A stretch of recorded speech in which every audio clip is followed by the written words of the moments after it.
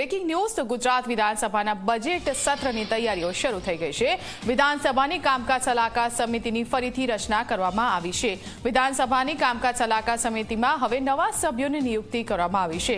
વિધાનસભાના કામકાજ સલાહકાર સમિતિમાં નવા 4 સભ્યોની નિયુક્તિ કરવામાં આવી છે।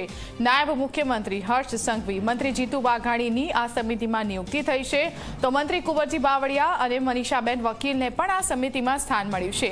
નવી નિયુક્તિઓ સાથે કામકાજ સલાહકાર સમિતિના સભ્યોની સંખ્યા 9 થઈ ગઈ છે। વધુ વિગતો લઈશું સંવાદદાતા હિતલ પારેખ આપણી સાથે ફોન લાઈનથી જોડાઈ ગયા છે। હિતલ, બજેટની તૈયારીઓ શરૂ થઈ ગઈ છે અને કામકાજ સલાહકાર સમિતિની પણ રચના થઈ ગઈ છે। હાલ હવે શું કાર્યવાહી રહેશે? ફાલ્ગુની ચોક્કસ એવું કહી શકાય કે ફેબ્રુઆરીમાં વિધાનસભાનું બજેટ સત્ર આવશે અને સ્વાભાવિક છે કે આખા વર્ષમાં સૌથી લાંબુ સત્ર બજેટ સત્ર હોય છે। ત્યારે કામકાજ સલાહકાર સમિતિની જે નિમણૂકો કરવાની હતી એ સત્તાવાર રીતે કરી દેવામાં આવી છે અને સ્વાભાવિક છે કે નાયબ મુખ્યમંત્રી હર્ષ સંઘવી, જીતુ વાઘાણી, કુંવરજી બાવળિયા અને મનીષા વકીલ નો પણ સમાવેશ કરવામાં આવ્યો છે। એ સિવાયના જે 5 સભ્યો જે છે જૂના હતા મુખ્યમંત્રી ભૂપેન્દ્ર પટેલ, કનુભાઈ દેસાઈ,